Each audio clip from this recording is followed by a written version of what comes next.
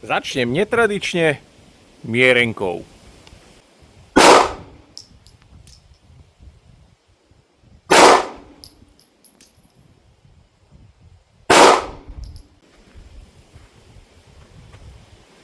No, mohlo by to byť aj lepšie. Ale tak to vždy.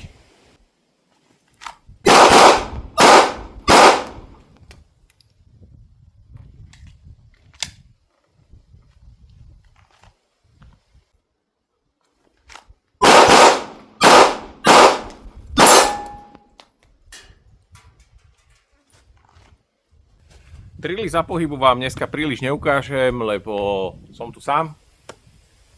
A je zložité behať s tou kamerou a strieľať zároveň. Sice môžem niečo vyskúšať. No, toto bude celkom challenge. Aby som to aj natočil, aj odstrieľal. Normálne sa to strieľa. Idem teraz strieľať taký ten klasický diamond drill. Mám svoje strelecké pozície do tvaru diamantu. Nemám v strede čiarku, takže je to diamant. Tu by sa malo strieľať jedna rana obojruč, jedna rana pravá ruka, jedna rana obojruč, jedna rana ľavá ruka. Vidíte to celé teda 3 krát, čiže mám nabitých 12 rán. Väčšinou sa to strieľa na kratšie vzdialenosti, ja si to teraz idem vyskúšať jednoruč a čisto len na ten kov. Fakt netuším, či a ako sa mi to podarí nahrať, čo všetko mi telefón zaostrí.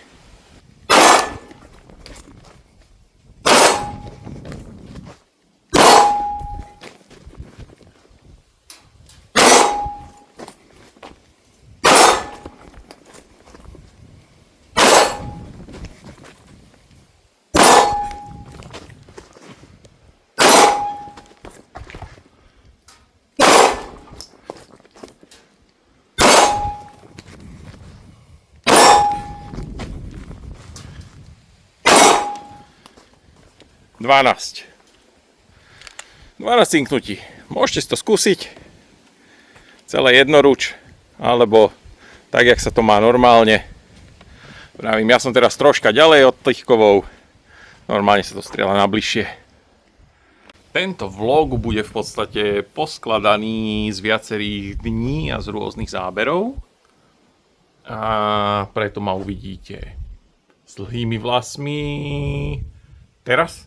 Ešte nie som úplne rozhodnutý, do ktorého vlogu toto dám, ani ešte neviem, či tam nejaký záber predtým alebo potom, ale ukážem vám pre niekoho možno niečo zaujímavé.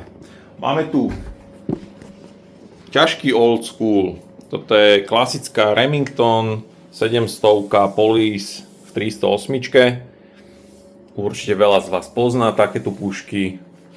Je až sranda, že tá hlaveň samotná, keď sme to mali rozobraté, tá hlaveň samotná je široká a ťažká, je to dosť ťažšie od môjho AR-ka. A ideme ju prepažbiť. Došiel nám tento Oryx a ideme to nahodiť do toho. My už sme to tak nejak veľmi jemne skúšali, či to sedí, nesedí, nebudem vám ukazovať hovadiny na videjkách. Krásna široká hlaveň. Oni strieľajú fakt pekne tieto 700-ky, vie to byť veľmi presná zbraň. No a na toto som zvedavý. Dáme ju do 23. storočia, zacestuje si v čase.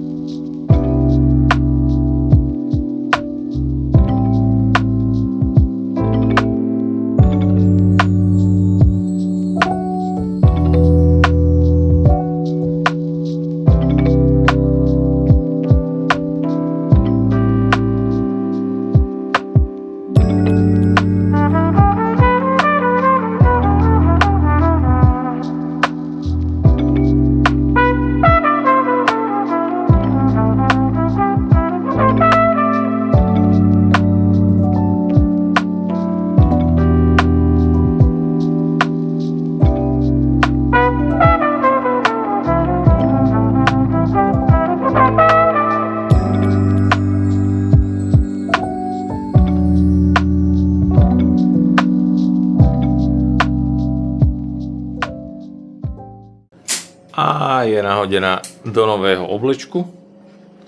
Takže sme ju dostali z ťažkého old schoolu do niečoho novšieho. Akorát na to vyberáme optiku, čo na to dáme. A keď na to dáme optiku, tak zase v nejakom videjku dám, ako to pôjdeme nastreliť a ako sa s tým pohráme. A teraz zase budem mať kratšie vlasy. Akurát pozerám, došla nám takáto novinka. Toto bolo objednané pre jedného strelca, čo sem chodí. To je Holosan, taký športový. 507 Pro Max. A je to teda mega veľké. Akože už som párkrát pozeral cez tú ich 507 komp a toto je ešte väčšie. Mega. A to teda aj solár a modiky a hovadiny, čo niekto to využíva, niekto si necháva len bodku, jak ja. Ale je to fakt, že veľký televízor. Že ty vole.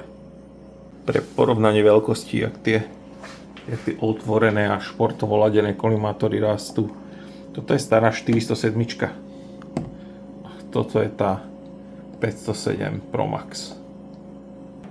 Myslím si, že tam netreba nejaký extra komentár a vidíte ten rozdiel v tom okne. No mám tu takto na priame porovnanie, nech vidíte ten rozdiel v okne. Toto je klasika 510 C, fakt, že pušková klasika, ktorú určite poznáte. Pištolový, puškový. Pištolový, puškový.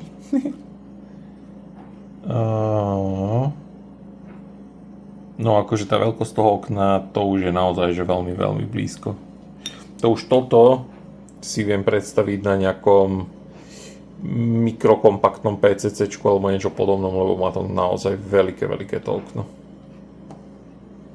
No a dnes sa mi uvoľnilo pár minút počas správcovania, počas práce, tak idem rovno pozrieť za Paťom. Došiel, dneska trénuje hneď od rána, ho pozrieme, že čo strieľa, možno si niečo strelíme s ním. Pohľad do hospodárskej krajiny, ale je to cítiť, že dneska nie je tak teplo, je oveľa lepšie. Á, to je krabica. Ukáž, že Marlin. Čo si to kúpil, prosím ťa? Neodolal som. To je vlastne RCC.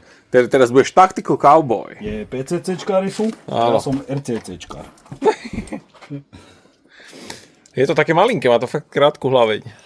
Je to nádherné. Toto je jaká hlaveň? To je nejaká... Neviem, krátka. 14-ka, niečo také asi. To niečo takto. A toto je teda 38/357. To je 357/38. Tak. V podstate je to isté. Áno. Ja mám tu 38. To z toho ani nemôžeš cítiť, to určite to ani nekope. Pozri. To je jak na divokom západe. A vyzerá to fakt dobre. Pôjde na ňu kolimátor. Takže žiadna veľká optika, nejaké veľké snajprenie s ňou. Len také proste, že na zabavu, na rýchlosť. Áno. V podstate na tú vzdialenosť, čo tu strávame s puškou, mám pištol. Áno. Lebo máme tu 50 stranicu. Áno. Potrebujeme iné. A toto je tak nad 50 metrov. Dobrá, šikovná. Veľmi pekne to vyzerá. To drevo.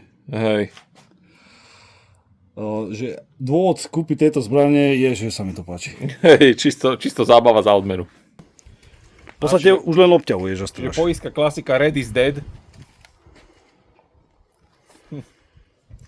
Ja som z takejto som strieľal z tej 45-70, toho som si dal pár rán. Toto bude asi kopať troška menej, predpokladám. Ty vole. A ešte na železo. Ešte je to aj presné.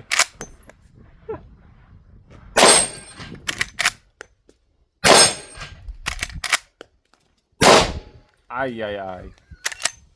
A ešte tam je.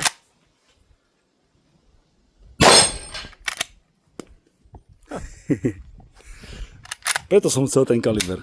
Hej, kopnú to nekopne vôbec, ale s takou nejakou plnotočnou 357 to musí byť zábava. Ibo počuješ viac. Hej.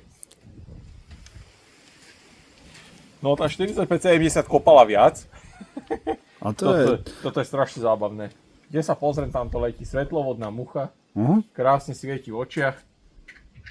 Diopter vzadu. Je to šupa. Hráčička. Má to aj závit. Má to aj závis na tlmič. Je to teraz značka Marlin, keby ste náhodou nevedeli. Tak, nebudeme dávať dole. Aj. Potrebuješ už len... Ale nepotrebuješ koňa, však máš motorku. Na toto nejaké púzdro, vieš, na motorku. Tak, jak Terminátor je mal. Takú pošvičku, obcháš to tam. A keď zloduch uteká pred tebou, zastavíš. Je to šupa. Hej. Tak. Zamierí si na ňu. A majú. Jaj. To sú fakt, že hračky proste pre radosť. No. Ty polovník.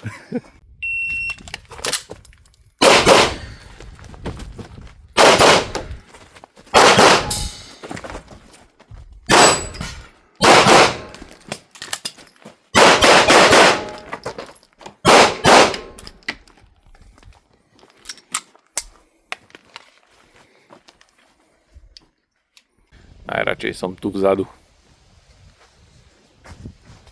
Keď je kľud a ticho a nestrieľa sa.